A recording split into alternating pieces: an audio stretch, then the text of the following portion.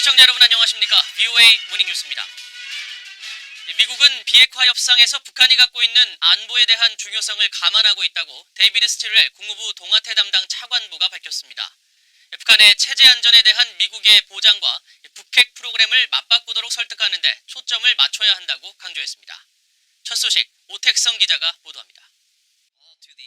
미국 사무원 외교위원회 동아태 소위가 16일 인도 태평양 전략을 주제로 한 청문회에 데이비드 스틸웰 국무부 동아태 담당 차관보가 출석했습니다. 스틸웰 차관보는 미북 비핵화 협상과 관련해 스티븐 비건 대북 특별대표가 북한과의 협상에 공을 들이고 있고 북한을 테이블로 오게 해 미국이 그들의 안보 중요성을 고려하고 있다는 것을 확신시키려고 노력하고 있다고 밝혔습니다. It's been 60 plus years of this process, and so it's not going to go away right away. But we're certainly on a better track now than I think we were in the past. They've come out to talk. We need to encourage them to continue doing that. 스틸웰 차관보는 그러면서 미국은 북한이 요구하는 체제 안전 보장과 북핵 프로그램을 맞바꾸도록 집중해야 한다고 밝혔습니다.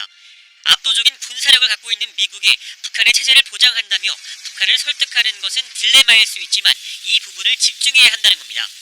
You know, in this security dilemma that we face, in somehow convincing them that a massively overpowering U.S. force truly will have their security interests, and they can successfully trade this nuclear program, which frankly makes them less secure. 스틸웰 차관보의 이 발언은 최근 시리아에서 일어난 일들이 안보 보장 문제와 관련해 북한에 영향을 줄 것으로 우려하느냐는 코리 가디너 의원 질문에 답하는 과정에서 나왔습니다. 스틸웰 차관보는 또 미국은 북한과 건설적인 논의를 재개할 준비가 돼 있다면서도 대북 제재는 유지하고 있다고 강조했습니다. 앞서 제출한 서면 답변에서는 미국은 싱가포르 공동선언 4개항 각각에 대해 북한과 건설적인 논의를 재개할 준비가 돼 있다면서 목표는 최종적이고 완전하게 검증된 북한의 비핵화 달성이라고 밝혔습니다. 이어 도널드 트럼프 대통령이 말한 대로 제재는 여전히 유효하고 안보리 결의는 그대로 유효하다면서 전 세계 각국이 북한의 제재 회피를 막기 위한 조치를 계속 취할 것을 촉구한다고 밝혔습니다. VOA 뉴스 오택성입니다. 랜달 슈라이버 국방부 인도태평양 안보담당 차관보는 한국과 호주, 캐나다 등 7개 나라가 북한의 불법적인 해상 환적 단속에 전념하고 있다고 밝혔습니다.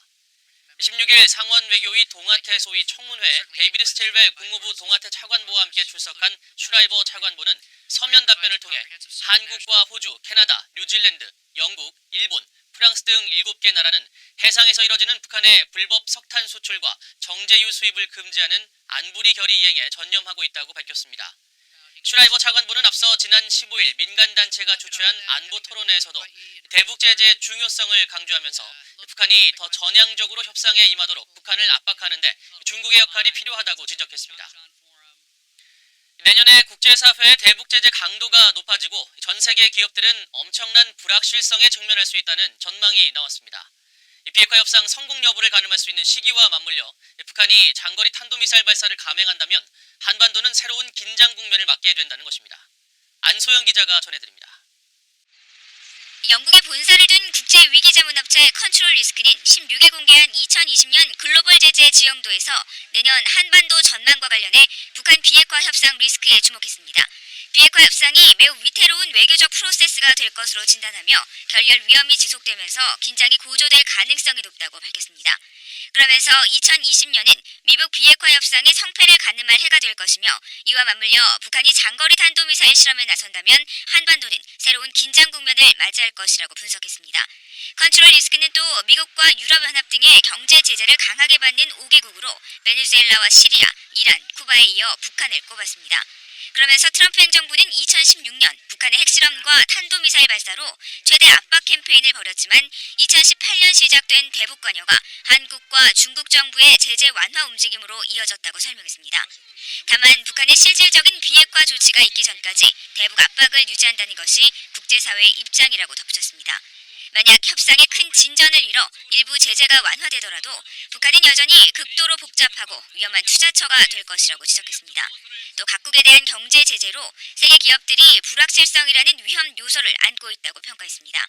한편 미국은 동맹국들의 독자 제재를 장려하는 추세라고 컨트롤 리스크는 밝혔습니다.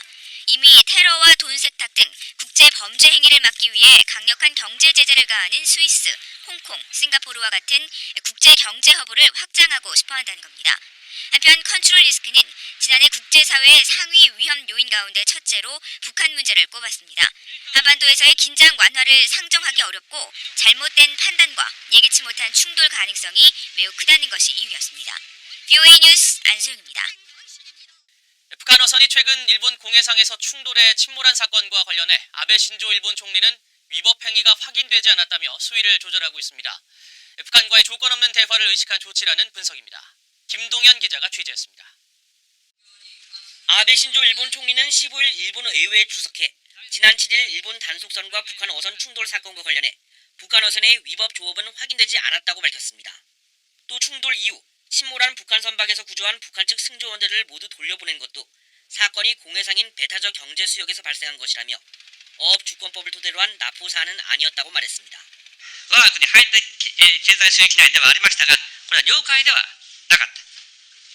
ですから先ほど比べだった事案とは違う、明確に違う。 일본 야당 측은 정부의 대응 수위가 낮았다고 비판한 가운데 아베 총리의 이런 발언은 북일 정상회담을 의식한 것이라는 해석이 나왔습니다. 납북자 문제 해결을 위해 조건 없는 정상회담을 제안한 아베 총리에게 이번 사건은 북한과의 갈등을 줄이면서 대화를 시작할 수 있는 좋은 계기가 될 수 있다는 겁니다.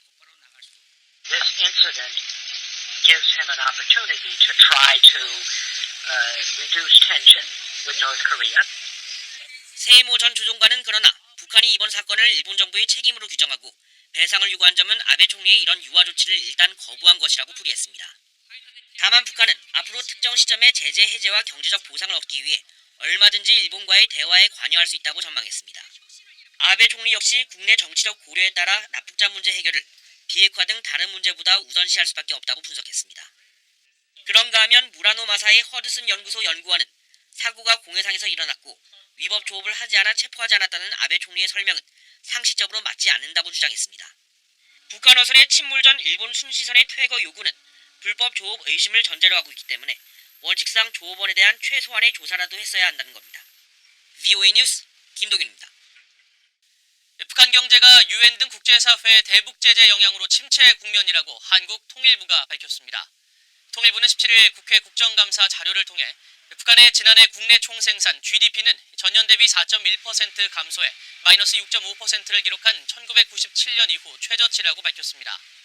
북한의 GDP 추이를 연도별로 살펴보면 2014년 1%, 2015년 마이너스 1.1%, 2016년 3.9%, 2017년 마이너스 3.5%, 2018년 마이너스 4.1%로 나타났습니다. 다만 GDP의 감소세에도 불구하고 북한의 쌀값과 유가 등의 시장 물가와 환율은 큰 변동 없이 안정세를 유지하고 있다고 한국 통일부는 설명했습니다. 해리 해리스 주한 미국 대사는 인도 태평양 지역의 새로운 도전에 직면해 미한 동맹이 바다와 하늘에서 자유와 법치의 요새로 남는 것이 중요하다고 강조했습니다.